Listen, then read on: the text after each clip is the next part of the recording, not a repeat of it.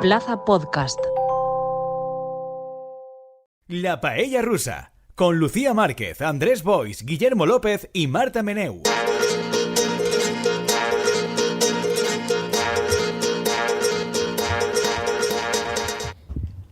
Bueno, buenos días, buenas tardes, buenas noches. Ya sé que esperabais a La Roja, esperabais a Lucía Márquez, pero os tenéis que conformar con Costa Rica, conmigo, con Guillermo López, que voy a ejercer hoy de presentador, aunque eso sí, en muy buena compañía, con Andrés Boix. Andrés, buenas tardes, buenas noches, buenos días, ¿qué tal? Hola, ¿qué tal? La Roja, pero va a decir que no de España. Bueno, yo he dicho La Roja, o sea, la y luego roja, ya la he Roja hecho en un altre el sentit, símil ¿no? futbolístico, pero cada cual lo puede tomar como quiera. Y Marta Meneu, que además está aquí de vuelo presente, Presencial, está aquí, sí. no a Hola. través de las misteriosas redes. ¿Qué tal, Sí, Marta? sí, muy bien. ¿Cómo Bueno, estás? ya primera referencia al Mundial.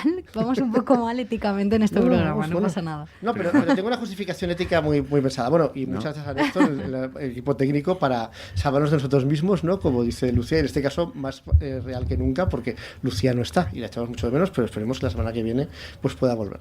Efectivamente, vamos a empezar con el Mundial y vamos a empezar con el Mundial a tope, pero yo quiero, primero que hacer un acto de contrición, porque claro, yo la semana pasada dije que quería que España perdiera y que no iba a ver el Mundial, ¿no? Y entonces voy a decir primero una cosa que especialmente a Andrés le va a impresionar, que es que no vio el partido de España. Era El una 7-0. hora muy dolenta, ¿no? Puse una clase para no ver el partido de España. Hay quien diría que el horario ya estaba puesto hacía meses, pero yo lo que digo es que me llegaban noticias de profesores que me parece surrealista, que anularon la clase para ver el partido, pero yo no, ahí estuve, Ostras. con los alumnos que vinieron, que fue la mayoría, es decir, en su favor. Costa Rica, el primer partit, no té tanta importància. Bueno, no sé. En el meu entorn he de dir, bueno, nosaltres teníem un seminari de facultat que és els dimecres de vesprada i hora i se va mantindre tranquil·lament. I tota la resta d'activitats de persones que al meu voltant feien coses, per exemple, anar a entrenaments de hoquei, de patinatge i tal, han funcionat com un rellotge. Bueno. I tothom estava ahí. També és de veres que l'entrenador de hoquei herba de l'equip del barri es va dir als xiquets que qui no anara a l'entrenament no anava convocat per al partit. Bueno, ¿qué le vamos a hacer? ¿No? I ahí han anat tots El com un clásico, clau. el clásico recurso. ¿Y tú, Marta, has visto el partido? Yo no lo he visto, Bueno, pero no sé si es por mi entorno, porque mi entorno tiene unos horarios muy flexibles, pero sí que mucha gente de mi entorno lo ha visto, entonces inevitablemente me fui enterando a través de stories y de TikToks casi Bueno, al pero tú momento no lo de cómo viste, iba pero el tú no lo partido. Pero no, yo no lo vi. bueno, pues 3 de 3, ¿no? Todo muy bien. Sí, Con sí, la legitimidad- Boicot perfecte. con la Estarà legitimidad. Lucía Márquez veient el partit, probablement. Por eso está la pobre un poco malita, claro, porque vio el 7-0 y se puso mal. Pero dicho esto, tengo dos argumentos que creo que son bastante poderosos para decir que después del partido me di cuenta de que en realidad yo sí que quiero que gane España. Y son dos Ah. argumentos. No, pero creo que vais a temblar y os vais a conmover cuando os diga los argumentos. El primero es que recordé, porque se me había olvidado, que Luis Enrique es odiado por la prensa española. Claro, y eso es muy divertido. Porque Luis Enrique en la Eurocopa del año pasado no llevó a ningún jugador del Madrid. Y claro, la prensa española, es decir, la prensa de Madrid, pues lo hizo pagar. Y por lo visto, que yo ni lo sabía, había un montón de gente afilando los cuchillos esperando que Costa Rica hiciera el trabajo para poder cargarse a Luis Enrique. Y mira, salió mal. Entonces, claro, yo no puedo evitar pensar que tiene cierta gracia pues que el entrenador de España, como pasó en la época de Luis Aragonés, joda a la prensa española ganando partidos de España. Y luego hay un segundo argumento que es el más poderoso. Además, he puesto antecedentes a Marta hace poco, porque inexplicablemente De no lo totes sabía maneres, aún. una pregunta. Sí. En aquesta convocatòria sí que hi ha jugadors del Real Madrid? Yo creo que no. No? O sea, que se Es que, repetís, a ver, igual que va a hacer en la Eurocopa. Yo, si hay jugadores del Madrid, desde luego no son centrales ni distintivos. Pero es que yo tampoco me fijo mucho en la Liga Española ahora. Crec que está ese Asensio. Pero ya no está en el Madrid. Que ja no és del Madrid. Claro. Pues mira. Por eso está.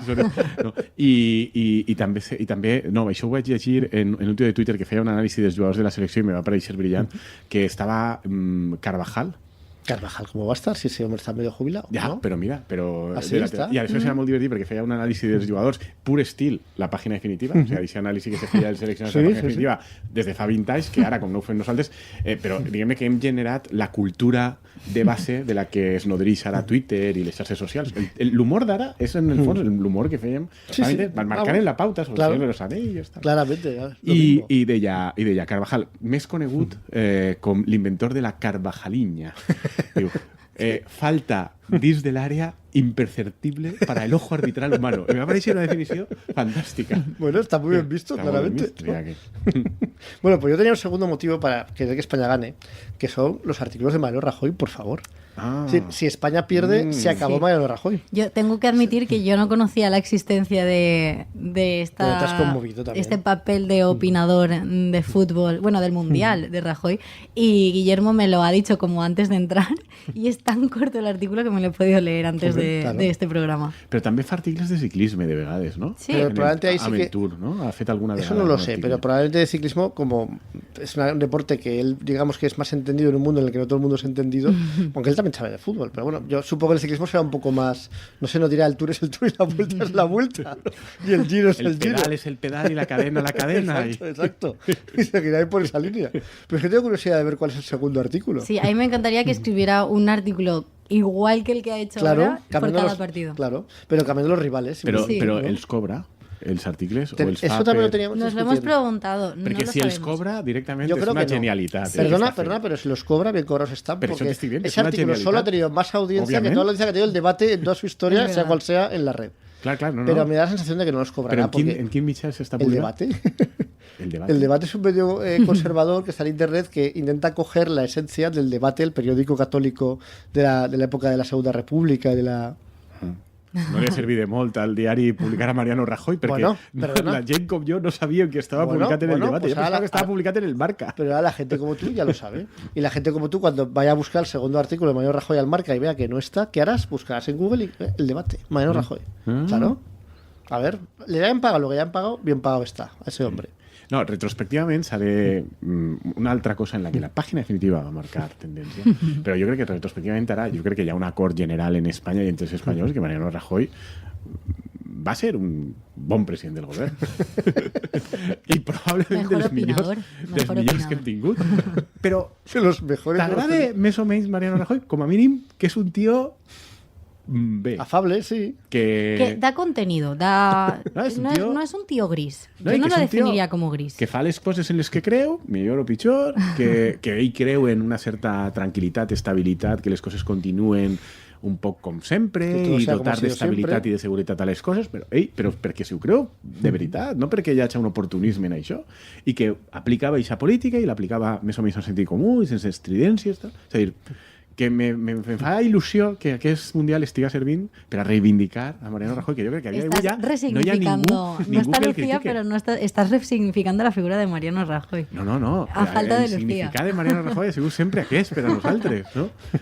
No es verdad que no hay resignificación cuando siempre se ha significado verdad. así. Clar, és a Es dir, un mito uno. Mariano Rajoy, però que a mi me fa il·lusió veure que a poc s'està generant un consens en la societat espanyola, no? D'una persona que fins i tot crec que a tothom li cau més o menys simpàtica ara, no? A ver, es que no es un Aznar que te dice cosas desagradables de la figura de expresidente o Felipe González que cobra de miles de empresas mientras te dice que cómo tiene que ser el nuevo socialismo. Es que es un señor que se ha ido a su casa tan tranquilo, a su trabajo, que muy bien, o sea, sin ningún problema, y que luego, pues, las cosas que hace es escribir columnas para el debate. Entonces, ¿cómo te va a caer mal un señor así? Es igual que Zapatero. Zapatero también cae bien ahora verdad. No. a gran parte de la gente. No. Bueno, la derecha lo odia. La derecha lo odia. La derecha lo pero, odia. pero Zapatero, que también la izquierda lo odiaba cuando se fue, la izquierda la ha perdonado. Y en ese sentido yo creo que es un Sí. expresidente... Ahora es un señor que aparece en las galas de premios y dice cosas y y no. es muy El amable. que passa és que és de veres que Zapatero sí que té una cosa tèrbola i són aquests negocis que fa amb alguns països sud-americans i africans, amb Pepe Bono, Moratinos, que tenen ahí unes coses estranyes que d'alguna manera s'assembla a Felipe González. Pero i el nunca que feia acaba de Daniel salir Marró. nada turbio, ¿no? Ahí, ¿o sí? No, fan intermediació, guanyen diners, però bonic no és. No? Ja no és res particularment delictiu ni tal, perquè jo crec que tampoc no se mira, no? Ningú no vol mirar. No? És una miqueta semblant al que va fer Calvo Sotelo quan se va retirar. El que passa és que a una escala geogràfica diferent. I ahí és que també Mariano Rajoy és de veres que des de Suárez probablement és l'únic, però és que no, és que Suárez també va tindre alguna cosa. Que Sí, li va no, donar Suárez tenía per chanchullos. això. Sí. És pràcticament l'únic president del govern que és de veres que s'ha retirat i s'ha retirat a la seva feina d'abans i También ha pasado, no se li poco, coneix. también ha pasado poco tiempo. Ha de pasado todas maneras. poco tiempo, sí. Porque Zapatero, yo creo que esto de los negocios tal, yo creo que ha salido de forma relativamente reciente, igual hace 3 años o por ahí. Claro, ya llevaba fuera, Zapatero lleva fuera 11 años. 11 años es mucho tiempo. Claro, que Y- aún pueden salir cosas turbias de Mariano Sí, Rajoy. sí. Sí, però la sensació que fa... No? La sensació Estamos que a fa tiempo. És que probablement ell no té massa interès ni en fer-se ric, ni en guanyar molts diners, o fer-se Porque él es milionari, un perquè señor acomodado és y un ya senyor tiene acomodat dinero. ja. Y, o sea, no es millonario, pero es rico, digamos. O sea, es una Exactament, persona que tiene un muy buen sueldo, entonces probablemente tendrá una vida tranquila para lo que le gusta. Yo creo que los vicios de este hombre no son vicios caros, la verdad. O caro en la escala en la que gente como Felipe González o Aznar quieren recaudar pasta. O sea, son caros porque les gustaría ir a buenos restaurantes, cosas así, tomar buenos vinos, pero no se irá en yate, ¿sabes? No se comprará un yate para ir por ahí por el Mediterráneo, o sea, no lo veo yo haciendo eso. No, pues yo eso sí que ho agraís. O sea, yo el tint d'un president del govern que serà conservador, serà un senyor que ja tenia diners i això explica moltes coses, o hi haurà qui dirà, és perquè és un vago. Pues mira, vull vagos d'estos que no estiguen obsessionats en fer-se més ric. Entonces me dices que vas con la España de Rajoy, Andrés, tú también. Entonces... No sé yo si els valors dels xics estos de la Roja son como el... Bueno, es gente vilipendiada por los que mandan en Madrid, como Rajoy, que también era vilipendiado por los que mandaban en Madrid, en la Comunidad de Madrid y en los medios de Madrid, y al final prosperan. Si yo reconozco que la figura de Luis Enrique, desde ese punto de vista, es simpática. Mola que caiga bien porque es un tío súper desagradable, pero cae bien, claro, porque es sobre todo desagradable con gente aún más desagradable que él. Entonces, claro, es como lo típico de el enemigo de mis enemigos es mi amigo. Claro, por eso. No, i després té la cosa aquesta entrañable també de posar al xendre, no? A jugar tranquil·lament, no? El rollo... Y hacer bromas, pues sí, tal, no sé qué, vamos a separar, no sé qué, tal. Pues eso, muy bien, un figura. Yo tenía una pregunta, ahora que hemos estado hablando de presidentes del gobierno, que viene, así lo podemos hilar con otro tema que teníamos, que es un presidente del gobierno, una persona que haya estado en el gobierno, lo del sueldo vitalicio, ¿lo tienen todos y en base a si tienen otros negocios o empresas se lo quitan y se lo ponen, o eso cómo funciona exactamente? Yo diría que más que sueldo vitalicio, yo creo que tienen el derecho de estar en el Consejo de Estado, que conlleva un sueldo vitalicio, ¿no? Vale. No sé si es así. Pero pueden, si quieren hacer otras cosas, tienen que renunciar a ese sueldo vitalicio. Vale. Lo que sí que tendrán es una asignación económica vitalicia, exacte, sí. Pero no es un sueldo para ellos, sino para tener a un secretario, para poder... No, però sí que en part és per a algunes despeses per a ells. O sigui, tenen aquesta assignació i aquesta assignació els permet tindre una oficineta, un cotxe oficial, xofer... Vale. Contratar a algunas personas. De hecho, por ejemplo, Pablo Casado trabajó para Aznar cuando Aznar fue expresidente. Vale. Con sus primeros trabajos. Claro, yo lo preguntaba porque ahora que Pablo Iglesias, que es ex vicepresidente, va a ser el nuevo Antonio Ferreras, pero de otro canal en internet. Claro, yo la primera pregunta que me ha venido ha sido esa de, ostras, si se va a hacer una empresa de mediática que tendrá sus ingresos y tal, ostras, o sea, me parece un poco raro, ¿no? Que sea ex vicepresidente, que venga del gobierno de España y que ahora se monte en sus más y en sus menos. No va a ser un gran magnate, pero vaya. Yo creo que no sé si él como vicepresidente tiene derecho a alguna asignación. Yo creo que sí, pero creo que no es para siempre. Yo creo que un tiempo. Tots els ministres i també els vicepresidents tenen dret a una compensació econòmica que crec que és de 2 anys. Ah, es temporal, vale. Sí. Es como el paro, el equivalente al paro. Vale. Crec que me sona que és de 2 anys. Pero de todos modos él no lo ha agotado porque aún le quedaría. O sea, él conforme se fue empezó a hacer otras cosas. Sí. Però, sí, però això és una assignació durant 2 anys que el que sí que és totalment incompatible amb fer altres tipus d'activitat, però és que són activitats que tu tens prohibides durant aquests 2 anys o fins i tot més, no? Però ell no està fent cap activitat de moment que suposi un conflicte d'interessos amb coses que va decidir ell, perquè... Como no decidía nada, era un vicepresidente sin mando en plaza, pues no hay problema. Cualquier cosa que haga, puede hacer lo que quieras. El mundo es tu límite. Clar, no, però que, per exemple, seria molt conflictiu si ell se n'anara a un canal de televisió que li haguera donat el Consell de Ministres, estant ell vicepresident, una llicència de TDT, no? Que això és molt cobejat, que és una de les vergonyes que tenim a Espanya, no? Que llicències de TDT n'hi ha com una trentena d'àmbit estatal i hi ha diversos grups mediàtics a les que els governs de torn els han donat llicències a canvi de que teòricament anaven a fer programació i no han fet mai programació i el que fan és I les tienen cogidas o realquilades. No, el que fan és llogar-les tots els anys per 3 milions d'euros, 2 milions i mig, 3 milions d'euros cada any. O sea, per exemple, el Mundo en té 2, les lloga.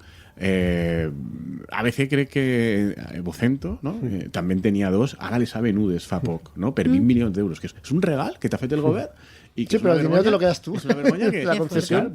Ya podría jugar el gobierno. Pero siempre ha sido así. A mí me ha parecido eso surrealista, porque con la radio es lo mismo. La radio también hay licencias que tú puedes mercadear con las licencias. Y dices, a ver, esto es una concesión administrativa, que además en teoría está sujeta que luego nadie lo cumple, pero está sujeto a determinadas condiciones. Pero aunque no los cumplas, al menos lo que está claro es que no es tuyo. O sea, es algo que es la administración que te concede porque has ganado un concurso. Y los tíos se van comprando y vendiendo y todo el mundo lo ve normal. Y además, pues con bastante dinero. Claro, y ahora está muy activo ese mercat del mercadeig les llicències de TDT, perquè encara que existís internet i tal, que jo sé que entre tu generacionalment, Marta, i tu, Guillermo, no, per qüestió professional, confieu molt en digital, el periodisme digital i tal, però tindre la TDT... Si quieres hacer tele, tienes que tener una tele aún, porque si no, no llegas a todo el público. O sea, llegas... Claro, o sea, que el nuevo canal de Pablo Iglesias va a ser solo en YouTube. Pero ya veremos porque vas a saber si consigue una licencia de TDT. Ahí vaig. El tema és que les llicències de TDT, que són per 10 anys, i ser regalet, no? Caduca en 2025. I Pablo ja està ahí. En 2025 hi ha nou posicions. Repartiment i se suposa que la llei diu, més o menys, que si has estat fent tele y complint amb les condicions y fent programació pròpia y tal, no sé qué, bueno, pero luego el gobierno se lo salta eso siempre, o sea, pasa de todo, luego no se lo da quien quiere. Claro, pero la cuestión es que Pedro Sánchez seguirá en el gobierno. Exactament, la qüestió és, si Pedro Sánchez continua en el govern, Pedro Sánchez amb tots els seus socis tindrà Canal Red, una llicència de TDT en compte de Real Madrid Televisió. O... Eso tal vez lo mismo, Luis Enrique, La Roja frente a Real Madrid, es lo mismo. Exactamente. Es verdad. Bueno, ¿y qué os parece el proyecto en sí? Es decir, la idea de que Iglesias se lance a hacer directamente una cadena de televisión por internet con estos propósitos futuros o sin ellos. A mi em pareix molt bé. Jo, de fet, no entenc les crítiques. Crítiques que a mi, ¿Qué críticas ha tenido? Bueno, desde la izquierda le están machacando. Sí. Desde la izquierda no podemista le están dando por todas partes. Sí. Wow. Que es un ladrón, que cómo puedes dar tu dinero a ese millonario porque tiene un chalet. Y dices, bueno, no sé. No, però sobretot perquè teòricament ells pensen que el seu xalet, els diners que puga tindre ells, els ha de posar en el seu mitjà i en el seu projecte, com suposa que han fet tots ells. O sigui, que me fa molta gràcia, no?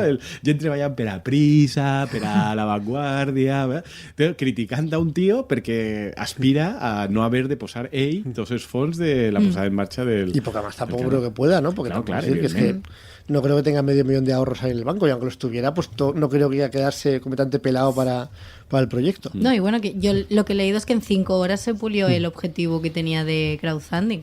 Sí, porque eso es una cosa que yo creo que hacen con inteligencia, ¿no? Que tienen sentido del espectáculo, porque hacen propuestas a 40 días y el primer día ya las cumplen, y entonces dicen, bueno, pero en realidad hay una segunda propuesta a 40 días y el primer día la cumplen, y hay una tercera propuesta tal, y entonces van subiendo y subiendo. Pero claro, eso, la imagen que da es que hay una ola arrolladora pro Pablo que se lo lleva todo por delante, ¿no? Y que ellos tienen que ir improvisando, cuando probablemente lo hacen, porque si dicen el primer día, necesitamos, digamos, 5 millones de euros para hacer esto, pues claro, hacer una tele es muy caro, o sea, es lo más caro que hay. Sí, claro. Bueno, aunque sea una tele por internet, y más si quieres tener un mínimo de... Además, el argumento de este proyecto es una tele con calidad, o sea, que no sea un proyecto, digamos, medio amateur, y eso es muy caro. Entonces, digamos que necesitan 5 millones de euros, que igual me estoy quedando corto. Si tú el primer día dices eso, pues igual la gente lo ve como, ¿a dónde vas, Pablo? ¿Para qué voy a pagar si es que no vamos a llegar? No, por eso no, formas, claro. y además que lo ve todo el mundo muy lejano, Sí. pero así sumando poco a poco, y también, pues supongo que hay más gente que se enardece cuando dice, Dios mío, que Pablo lo ha vuelto a conseguir, tal, y... No, en una setmana s'ha tret vora $500,000 d'euros. Sí. Yo lo que he visto han sido críticas de, bueno, esta persona, o sea, como en la base era como tan crítico con los medios, todo el rato hablando con los medios, era como esta persona tiene un poco trauma con los medios de comunicación.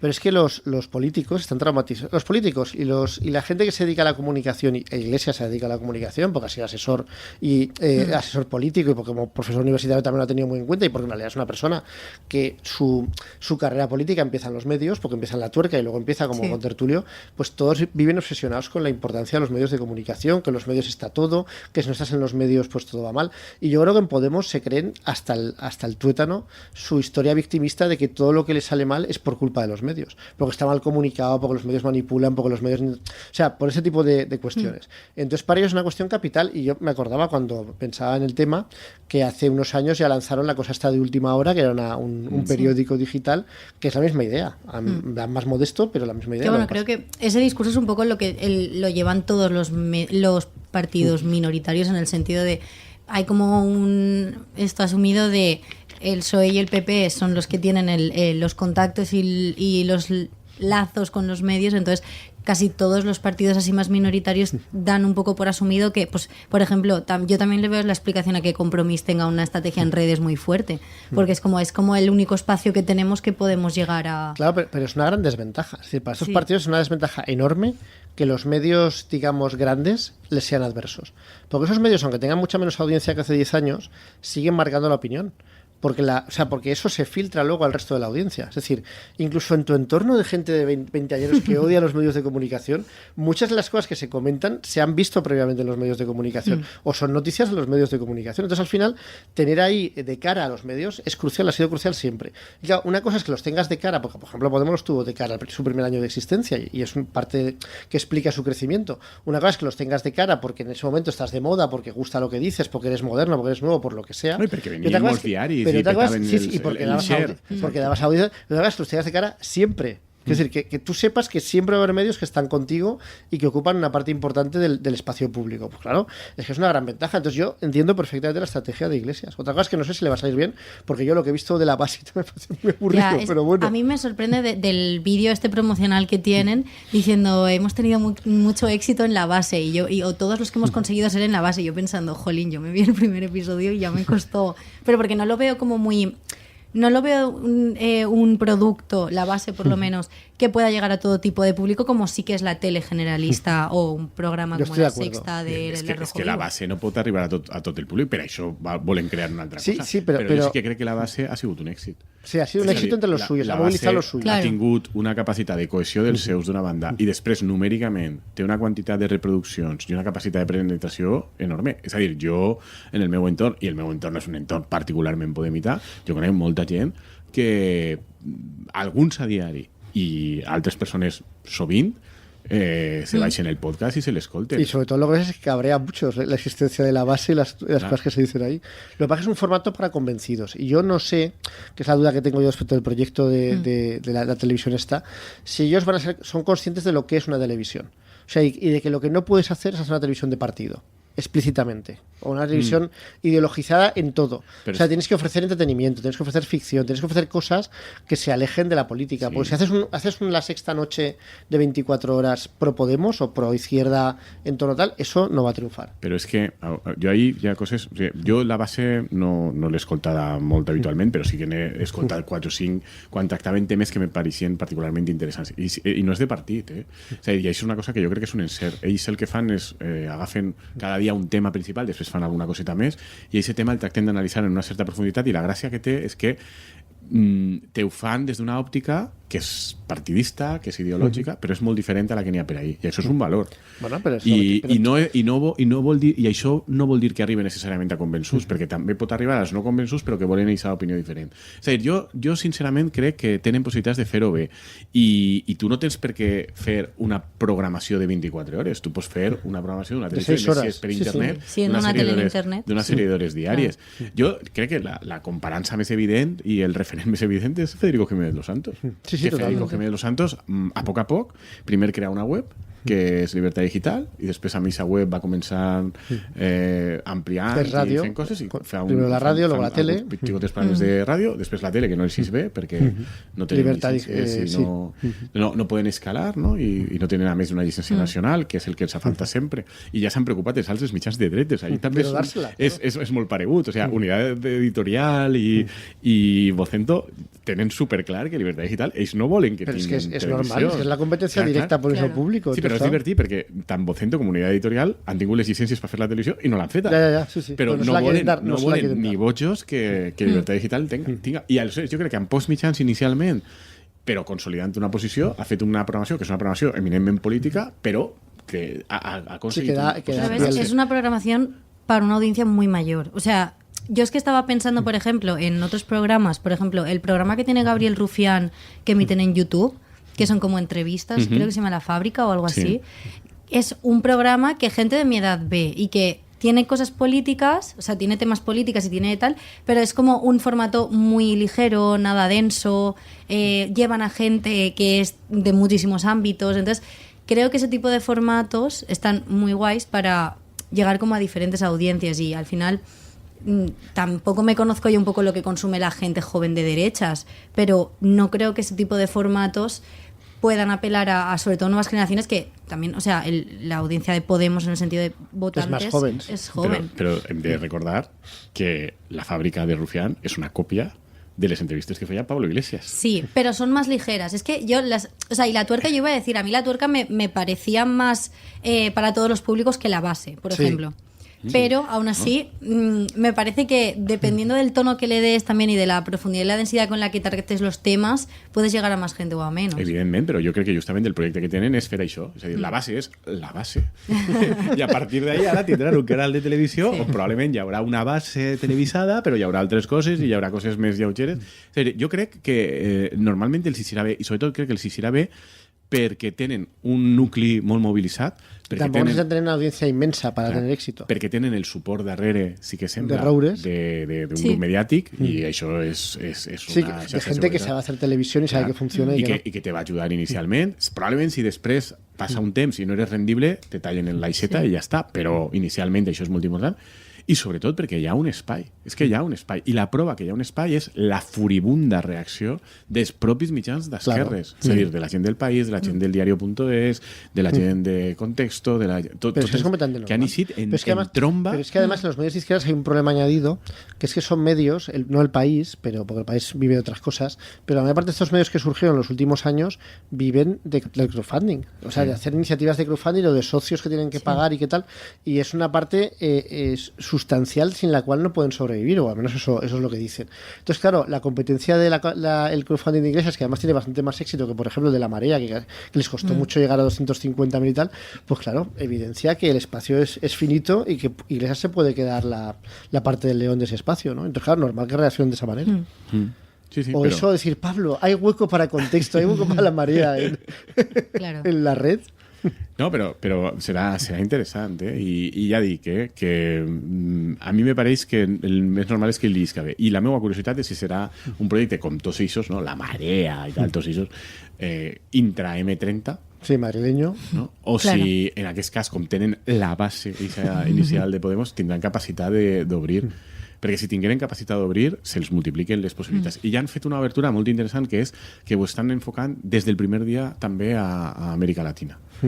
I tenen aquesta periodista russa que no... Sí, Inna Ifillenova o Ifegonova, sí. No? Que parla molt bé castellà i que ha treballat molts anys en Russa Today. Però Russa Today en Latinoamèrica, no solo aquí, no? Clar, per això, i el públic latinoamericà la coneix molt i probablement també té contactes amb persones de governs d'Amèrica Latina. Sí, que poden... o gobiernos del espacio soviético también pueden tener contactos, No, perquè esta bueno, chica... dice que es anti-Putin, sí. Esta chica, després de la guerra, públicament va dir que estava en contra de la guerra i la van acomiadar de Russa Today, evidentment. Però això també li genera a ella una credibilitat, És a dir, no hi ha molts periodistes per ahí que pueden exhibir el que per una cuestión. Sí, pero el hecho de que dijera eso no ha hecho que sea de otro bando, porque en realidad sus críticas fundamentalmente sí que van hacia la OTAN y hacia Ucrania y tal, al menos lo que yo le he podido leer. No, pero ella es muy crítica también a la inversión. Que sí, pero que las críticas que yo le he leído fundamentalmente van dirigidas hacia Ucrania como una especie de vasallo de Estados Unidos y tal y cual. Pero voy a decir que será interesante veure-ho. Bueno, pues con esas palabras vamos a pasar a nuestra sección favorita de la paella rusa, que es la paella rosa. Que además hoy tiene como ración doble, ¿no? Porque por un lado tuvimos los primeros episodios del podcast de Corina, que Marta nos trajo la semana pasada a Recomendación Cultural, pero claro, ese podcast no acaba nunca. Y por otro tenemos una noticia que no sé si es triste o feliz para muchos chicos que están estudiando en el instituto actualmente, que es que la infanta Leonor tenía novio, pero ya no, ha cortado con el novio. Entonces, bueno, ¿qué tenéis que decir respecto? Yo, bueno, leyendo la noticia sobre Leonor, me alegra que no ha sido, bueno, tal como lo están vendiendo, no ha sido nada dramático, simplemente es que el chico era de un año más, entonces ha acabado el instituto, es que no sé muy bien qué instituto Hogwarts, es esa. En el que está, sí, ¿no? Eso, porque es un bachillerato, entonces son 2 años y se acaba. Dicen que es posible que esté estudiando en alguna universidad de Estados Unidos y claro, la distancia no ha sido asumible para 2 adolescentes, lo cual veo bastante normal. También me ha sorprendido saber que no es la primera, o sea, no es el primer novio que tiene, pero que sus padres consideraron que con 15 años ella era muy joven para tener una relación. Bueno. Però bueno, això passa habitualment, ¿no? Que tu tens la relació i els teus pares no s'enteren perquè tu t'encarregues de sobre todo con tus padres porque te mandan a Gales ahí bien lejos para que no molestes. Sí, pero es que yo lo pensaba, o sea, me ha hecho gracia sobre todo pensando, jolines, es que en realidad yo y un poco mi entorno y mis amigas y la gente de mi generación como que creo que estamos un poco acostumbrados a tener como novietes y cosas así del amor y eso desde como los 12, 13 años, entonces que con 15 años tus padres te digan también es porque eres la heredera de un estado, ¿no? Entonces puedo tu li ho deies entenderlo. als teus pares? No lo sé, no te diría que no, Li ho deies als teus pares? Depende de la relación que se tenga con los padres, pero oye, yo estoy súper abierta a hablar con mis padres de todo, siempre tengo una relación muy... Sobre todo por escuchar el podcast, aquí hay que... No, no le conté ni esto, ni esto, ni esto. Tot, ho heu sabut tot.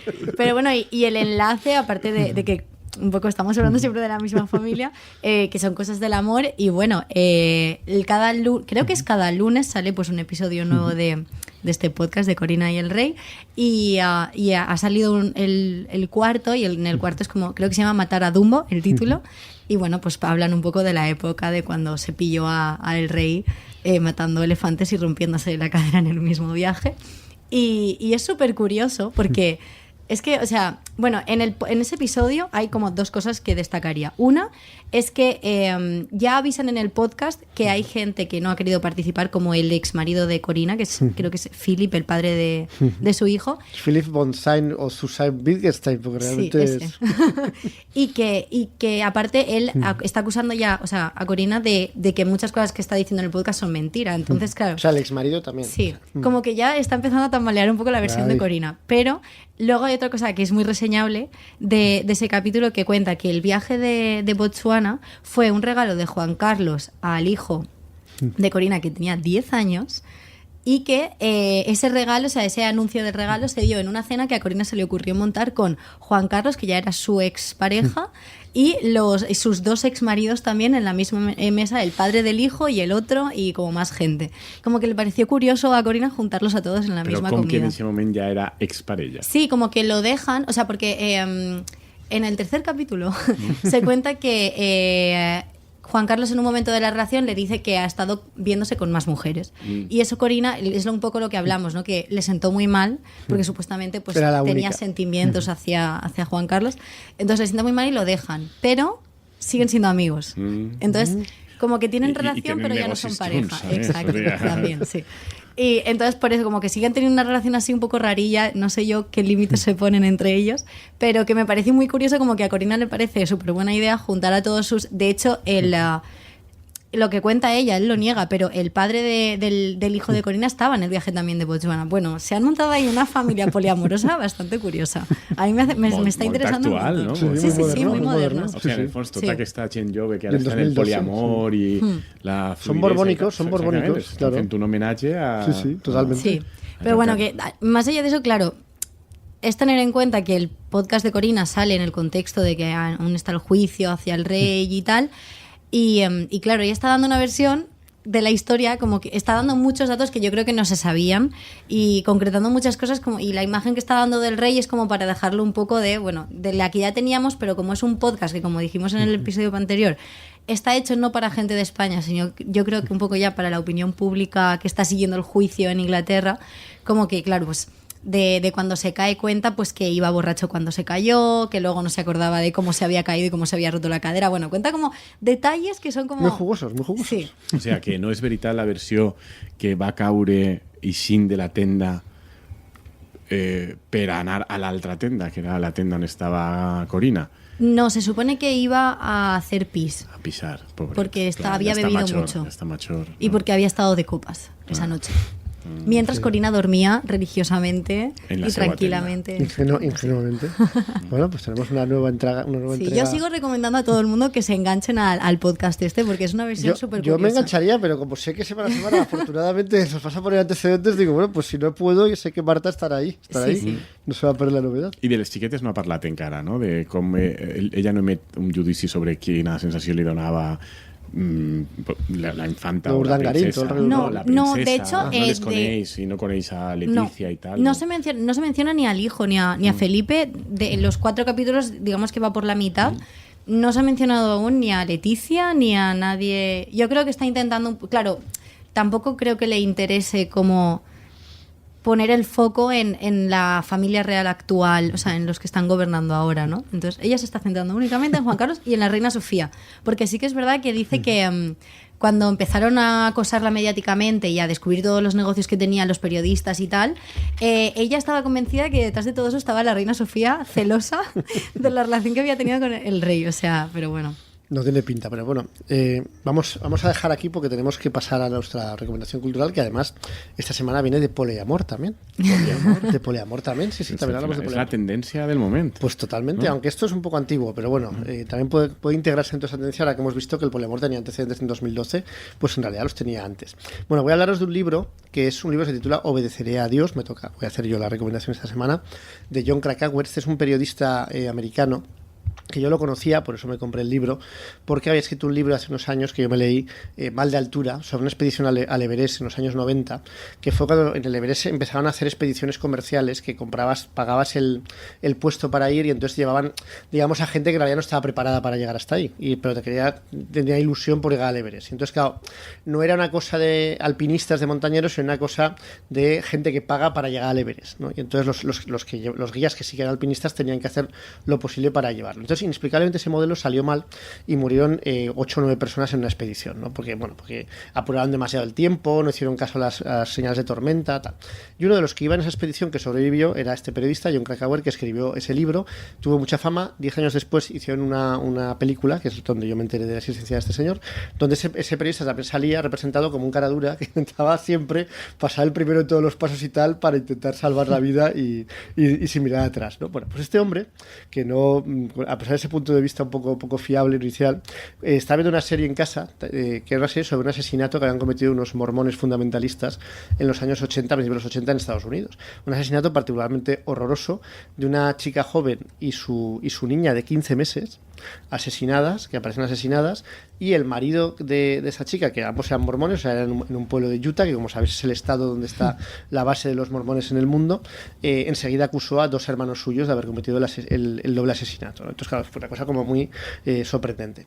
Y los hermanos asesinaron a la mujer de este hombre y a su hija porque eran fundamentalistas y porque les estorbaban, ¿no? Entonces eso lleva a la serie es bastante efectista y centrada en ese hecho, pero la serie se basa en un libro también de Jon Krakauer, que es Obedecer a Dios, que es el libro que me he leído y que os iba a comentar, ¿no? Y el libro está muy bien, porque en realidad no es una novela, es un reportaje sobre lo que sucedió en ese asesinato, pero aprovecha para contar toda la historia de los mormones, ¿no? Y un poco, tanto la historia remota como la historia reciente de cómo están los mormones y sobre todo los mormones fundamentalistas, que es el vivero o el caldo de cultivo de donde sale ese asesinato, ¿no?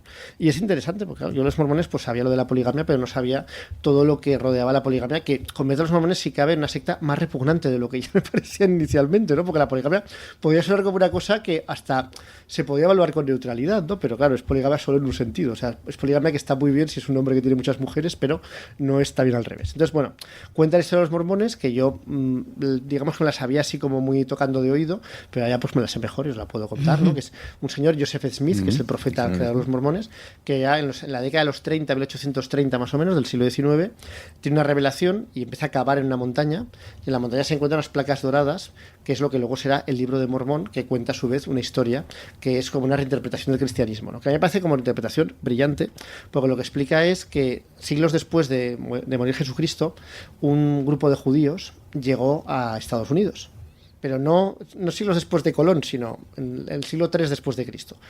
No sé muy bien cómo llegan, pero el caso es que llegan, supongo que en barco, ¿no? Llegan ahí. Está despoblado por completo Estados Unidos, o sea, no hay población en Estados Unidos, con lo cual todo eso de los nativos americanos no son nativos. Entonces se dividen, digamos, en 2 tribus, los buenos que siguen las enseñanzas del Señor y los malos que no. Los malos, como son malos, se les oscurece la piel y se convierten en los indios, los nativos americanos. Vaya. Y asesinan por completo a todos los buenos que eran de tez blanca, que eran, pues eso, los mormones. Entonces este hombre tiene esa revelación y entonces funda la secta de los mormones para intentar recrear esa especie de paraíso del pueblo elegido que se había creado y que había sido finiquitado por ese enfrentamiento entre las tribus. Y además también va, junto con eso, pues conlleva una serie de nuevos, de nuevos elementos doctrinales que se alejan un poco de lo que es la fe del catolicismo, entre las cuales brilla con luz propia una de ellas, que es la poligamia. Y aquí, bueno, pues, la poligamia que empieza a practicar él mismo, el profeta, y todos los acólitos de su círculo, que mantienen secreto durante mucho tiempo. De hecho, en vida se sigue manteniendo en secreto, en vida del profeta. Al final lo asesinan, porque bueno, los mormones pues son, por algún motivo, el ser el pueblo elegido y considerar que como pueblo elegido pueden robar todo lo que quieran a los que no son del pueblo elegido y que pueden despreciarles, pues no era el gusto de los lugareños. Entonces tenían que ir cada vez más al oeste para huir de la gente que les perseguía. Hasta que al final llegan a Utah, que no había nada, porque ni siquiera era Estados Unidos, era México en el momento en que llegan. congregan y ahí montan su reino. Entonces, bueno, yo os hago una pregunta así para que me hagáis así a voleo. ¿Cuántas esposas creéis que tenía Joseph Smith? Es decir, ¿de qué tipo de poligamia estamos hablando? Yo diría que 18. ¿Vale? ¿Y tú, Marta? 18 son muchísimas. ¿Sí? ¿No? Una familia de 19 personas más hijos. Yo diría como 8. Yo si A no... ver, Néstor, ¿te atreves? ¿No? ¿No quieres? Vale. Jo estic per pujar a 40 o 50, ¿En serio? Però vaja, no sé. ¿Subirías a Porque 40-50? yo tengo una duda, o sea, el hecho de que sea poligamia y de que sea una secta implica que solo hay como un patriarca. O sea, dentro de la No, secta todos los solo hay- hombres pueden ejercer la O poligamia. sea, como que hay varias familias, digamos. Claro. Vale. Sí, però com més estatus tens, Més mujeres. més dones. Perquè Exacte. hi ha un eso líder no lo sempre. sabía. Hi ha un líder sempre. Entonces 8 no, vale, yo digo 20. ¿Y tú 40? 48, va. Me voy a andar 51. 51. Sí, me da esposa, sí. Ostras, pero ¿y cómo se organizan? O sea, geográficamente se organizan como por pueblos. Sí. Y los pueblos tienen casas muy grandes. Claro, eso iba a preguntar, Claro, porque logísticamente, en ¿cómo cada metes casa a puede haber 52 personas en una casa? No, 53 personas más niños. Más Claro. niños, Claro, ostras. claro. Vale. Wow. El que passa és que funcionen com xicotetes entitats productives, en realitat. Claro, sí. Claro, productivas de hijos y de tierras, ¿no? De las Claro. dos cosas. Sí, Vale. sí. Y luego, lo que suele suceder también, claro, las esposas son propiedad de la religión o del líder de la secta, ¿vale? Del líder absoluto. Entonces, si los maridos no se portan bien según la fe mormona, o sea, no siguen la fe mormona, les pueden quitar sus esposas Sí. y se las dan a otros. Clar. Y entonces lo que acaba pasando, que esto ya es más espeluznante aún, es que esos otros que reciben a esas esposas también se casan con las hijas de las esposas. Mhm. O sea, yo no he llegado a leer sea, en ¿los ningún padres? momento que el padre se case con su hija carnal, Vale. pero con hijastras sí. O sea, que Ostras. llegan sus nuevas esposas, la número Sí. 17 y la número 32, pongamos por caso, Vale. que tienen hijas que a los 14 años ya se casan con ellos también. Y se da Y así la engrosa- situación que una persona está casada con una madre y su Sí, hija. sí. De fet, la millor novel·la de crims de la història de la humanitat, l'origen és un crim en Salt Lake City a partir justament d'una disputa d'aquest estil, de jo sóc l'amo, me dones a les teues dones i a la filla i tal, que és la primera de Sherlock Holmes, Estudient Escarlata. Ostras. De fet, gran part del que jo sé sobre els mormons, que és molt poc, és perquè l'Estudi en Escarlata, les primeres 60 pàgines són passen en Salt Lake City. Vale. Y el asesinato este que has dicho al principio viene también por un tipo de disputa entre... Claro, porque claro, lo que sucede es, claro, los asesinatos en los años 80 de este siglo.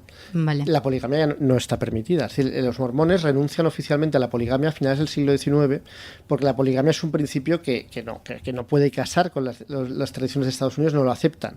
Entonces les presionan hasta que renuncian a la poligamia porque, a ver, la poligamia es esclavitud. Es decir, no es una poligamia en la que se da sobre todo en el siglo XIX en que las No es un mujeres poliamor libremente... moderno ya. No es un poliamor moderno, sino que las mujeres están ahí esclavizadas Bueno, y que son O netamente sí, inferiores. són poliamor modern. Bueno, O sea, depende del tipo de poliamor, pero desde luego no hi ha parece- alguns poliamors per ahí que...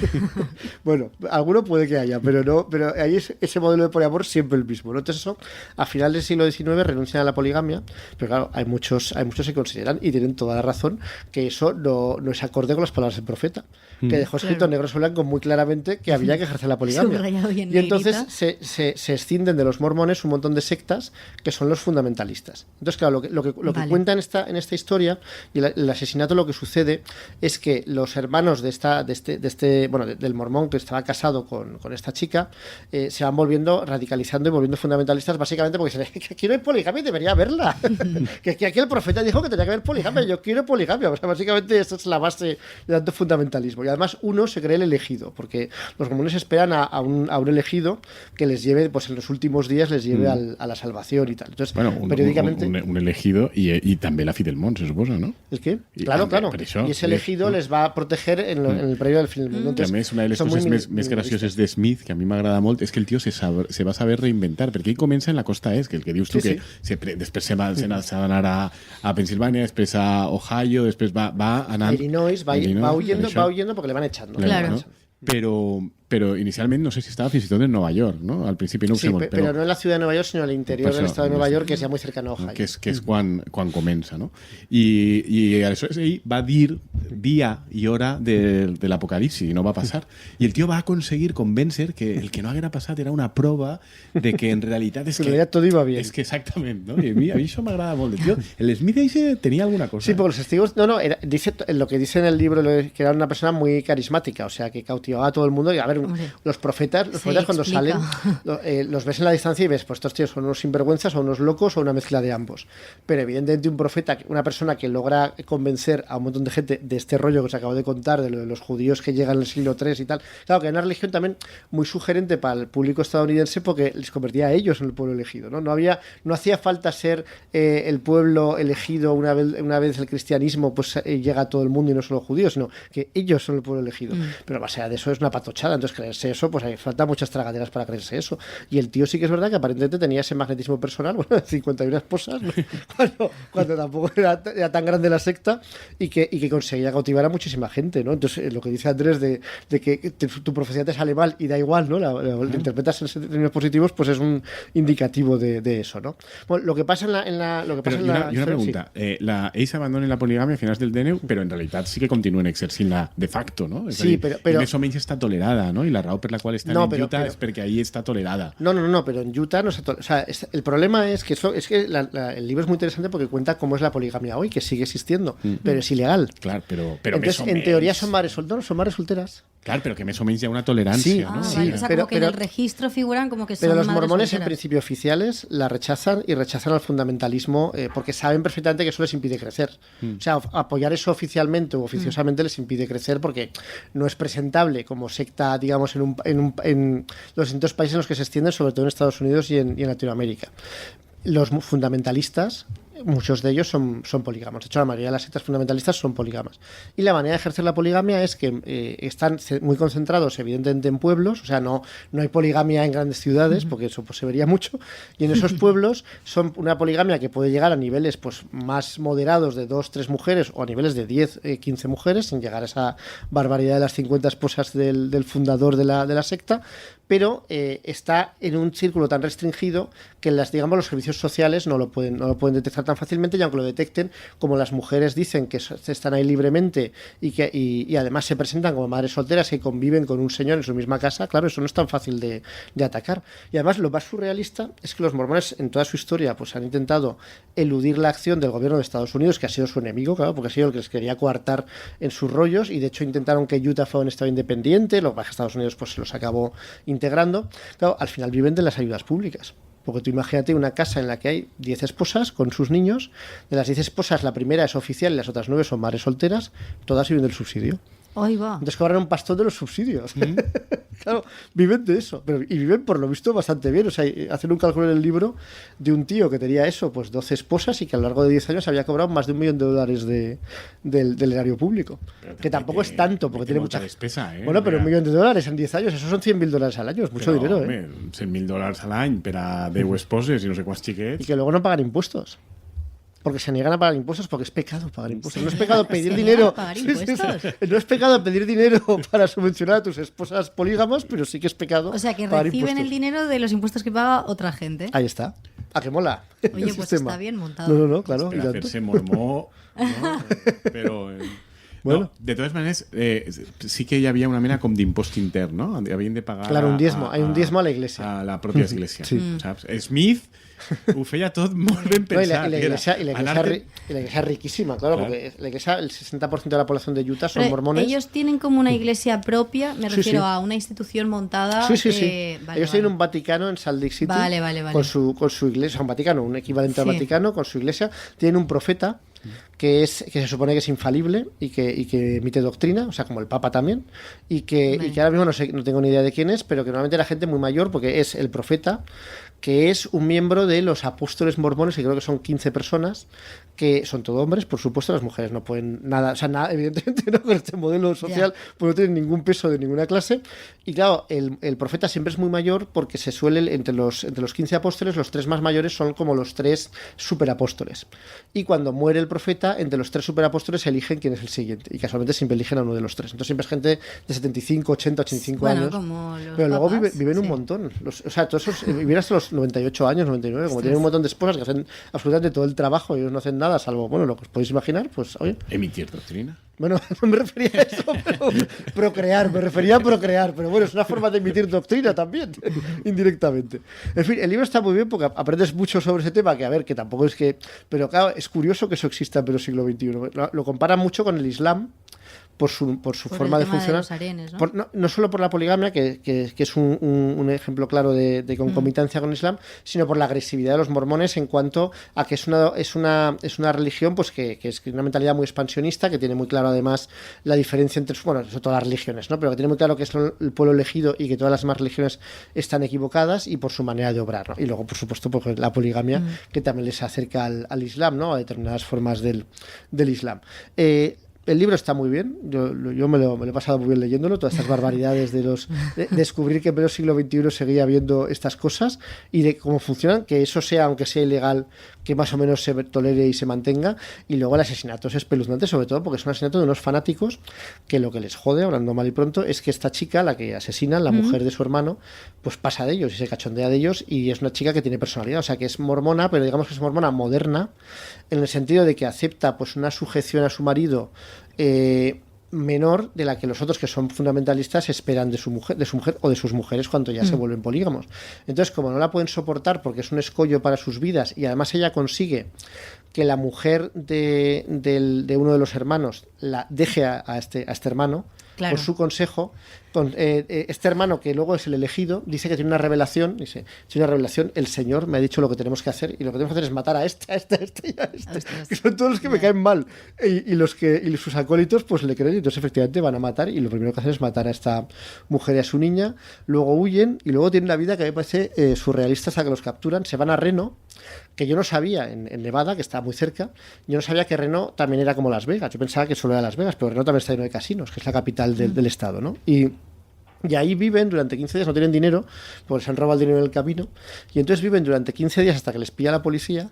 Es que me parece brillante. Por un lado, viven en los autobuses turísticos, o sea, dice que viven de lo que les da la comisión del juego indirectamente. La comisión del juego de Reno tiene un autobús turístico de 2 pisos que pasea por Reno todo el día, y entonces ellos duermen en ese autobús, ¿no? Y durante el día van a uno de los casinos que te da todos los días, si tienes tu documento de identidad, te da un plato de nachos gratis y luego te da unas fichas para jugar. Entonces ellos viven del plato de nachos que comen cada día, y luego los días que ganan con las fichas pues se toman una comilona, ¿no? Entonces el día que les pillan era un día que habían ganado dinero con apostando en el casino, y entonces estaban haciendo la cola del buffet del casino, y ahí les pillan.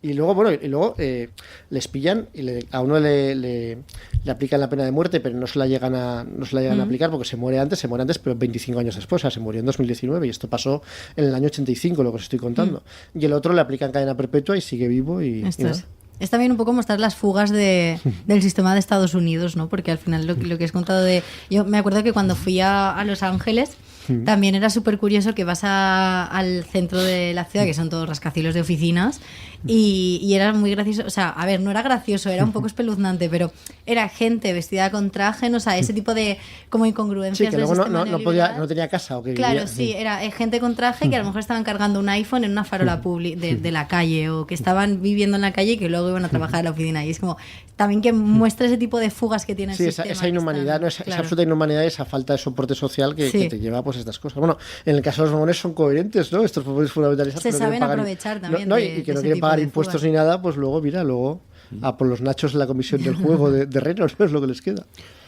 El dubte que tinc jo sempre és perquè la poligamia té un sentit social en alguns casos, i és quan hi ha una proporció de dones molt elevada respecte. Sí, yo también lo he pensado. ¿No? ¿Cómo es posible que les funcione la poligamia? Claro. Porque claro, aunque sea 2-1, no hay 2 mujeres por cada hombre en la sociedad. Hay una con 0,5 mujeres por cada hombre, más o menos. Que creo que es como 51% a nivel Exacto. población mundial mujeres, Clar, y però 49%. que, per exemple, en el món islàmic la poligàmia està en retrocés a mesura que hi ha avanços... Que s'acaba la conquista i que no. Clar, no? Que hi ha avanços econòmics, socials, i s'acaben les guerres, perquè com hi ha menys mortandat masculina, s'equilibra el nombre d'homes i dones. I aleshores, si tu tens un nombre d'homes i dones equilibrat i hi ha una sèrie d'homes que tenen 4, 5, 6 esposes, el problema és que aleshores tens a molts homes sense esposa i això genera conflictes Claro, socials. claro. Aleshores, jo no sé com se ho apanyen. L'única manera és importar dones d'altres Sí, sí. estats dels Estats Units o comprar-les, no sé.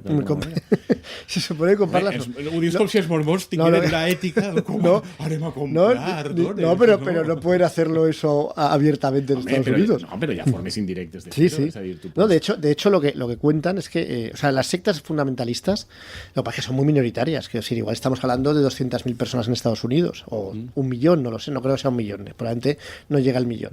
Y la mayor parte de los que son de las sectas fundamentalistas no creo que tengan 10 esposas, tendrán 2 o 1, no lo sé. Pero que las sectas fundamentalistas mueven a sus esposas por las fronteras también. Porque tienen esas sectas, no solo están en Estados Unidos, también están en Canadá, también están en México, y se van intercambiando eso que comentaba de las esposas, que se las pueden dar y quitar y cambiar. También cuando muere alguno de los patriarcas, las esposas se van con otro, cambiando de país sin ningún problema. O sea, que hay una gran movilidad en esa poligamia sin que nadie controle nada. Porque claro, como tienen que ser las esposas las que denuncian su situación de esclavitud. Claro. ¿no? Y la manera que hacen y como se lo denuncian y esperan a que haya resolución, se las cargarán, lo que hacen es huir. O sea, cuando no quieren seguir ahí, lo que hacen es huir de esa situación. Estudi en Escarlata, ja ho va escriure quan em veia. Sí, sí. És això. Que vull dir, fuerte. és un... No, jo, si no heu llegit la novel·la, jo la recomané molt, perquè... Lo dice todo, lo cuenta Está todo. total. Pues oye, así que os parece vamos a dejarlo aquí, ¿no? Porque ya hemos abarcado todos los temas que teníamos pendientes para esta semana. Esperamos una pronta recuperación de Lucía para la semana que viene. Esperamos que Marta nos traiga el siguiente episodio del podcast de Corina. A ver qué cuenta la semana que viene. Nos cuenta y nada, muchas gracias a Andrés Boix, Marta Meneu, Adeu. muchas gracias a Néstor en el equipo técnico y nosotros nos vemos la semana que viene. Hasta luego. Adiós. Encuentra todos nuestros podcasts en nuestra web 999plazaradio.es o en tu plataforma preferida. 99.9 Plaza Radio, la voz de Valencia.